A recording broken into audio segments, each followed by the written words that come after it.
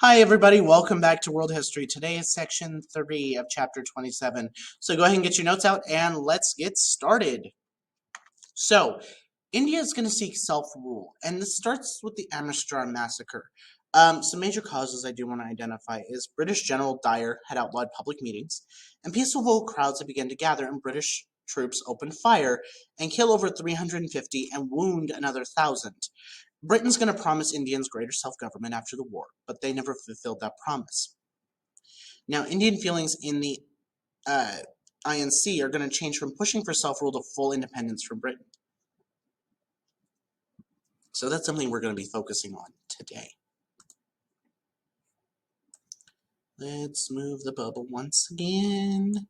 So, Amritsar was linked to broader Indian frustrations after World War I. During World War I, more than 1 million Indians had served overseas, and under pressure from Indian nationalists, the British had promised Indians greater self-government. When the fighting ended, Britain only proposed a few minor reforms that didn't change anything. As a result, the Indian National Congress Party is going to pressure for self-rule within the British Empire and begin to call for independence. Most party members were middle-class, Western-educated elite. They had little in common with the masses of Indian peasants. By the 1920s, a new leader by the name of Mohandas Gandhi is going to emerge and unite Indians across class lines. It's important to remember in India, and this is still true today, they have a very strong relation to a caste system based on the jobs that you work.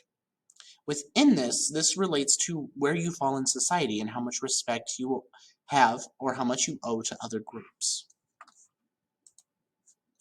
So let me move the bubble again.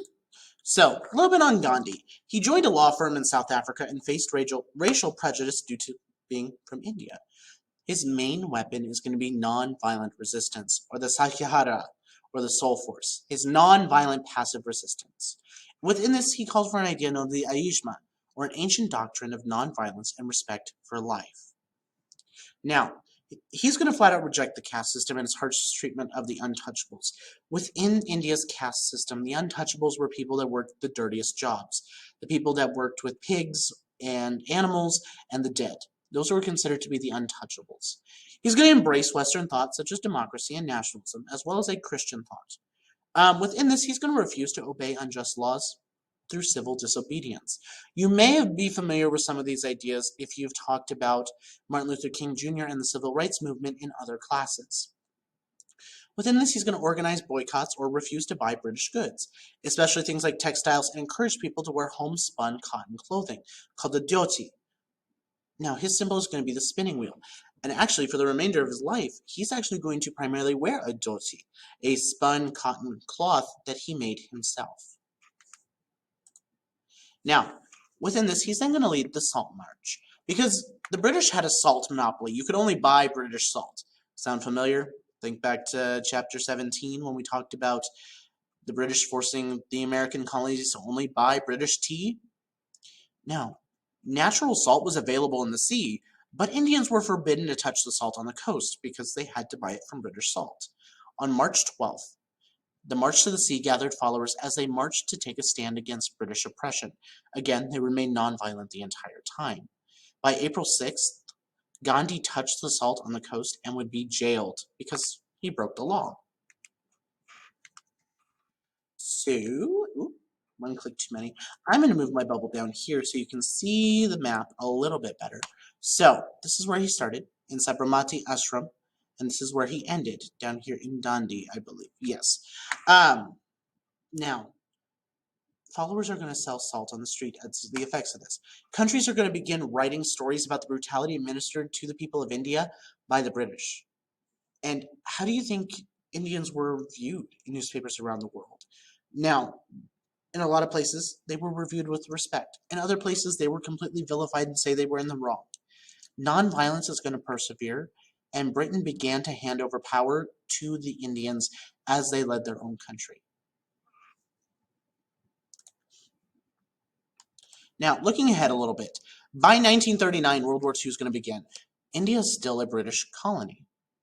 Britain's going to anger Indian leaders by bringing Indians into the war without consulting them.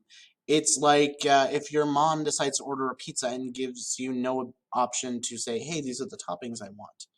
Angry nationalists are going to campaign for non-cooperation and be jailed. However, millions of Indian people are still going to help Britain during World War II. When the war ended in 1945, India's independence could no longer be delayed, and Muslim fears of the Hindu majority increased, with more conflicts in the years to come between these two groups.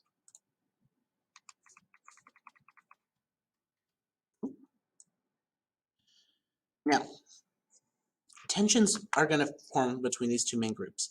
You have the Muslim League under the leadership of Muhammad Ali Jinnah, who supported a separate Muslim state within India. To the point that tensions are going to lead Britain to partition the subcontinent into two countries, India and Pakistan. Pakistan is going to be for the Muslims, while India remains for the Hindus. Now, Britain worked to keep the population divided, which leads to the question of why. Well, they saw it as a way to prevent the violence. The Sikh and Hindu mobs are going to slaughter Muslims going into Pakistan, and Muslims are going to massacre Hindus going into India. Gandhi, who's still alive at this point, is going to use a satyagraha to try and restore peace through a famous hunger strike. He's actually going to be killed by Hindu extremists in 1948. He is still viewed as one of the greatest world leaders of anybody throughout history, especially during this era, due to his ability and support of non-violent protest. That is going to be it for notes for today. There is no new assignment. You're just simply going to finish the Sheikh Ataturk packet from last time. It is due at the end of the block. I will see you all next time. Bye, everybody.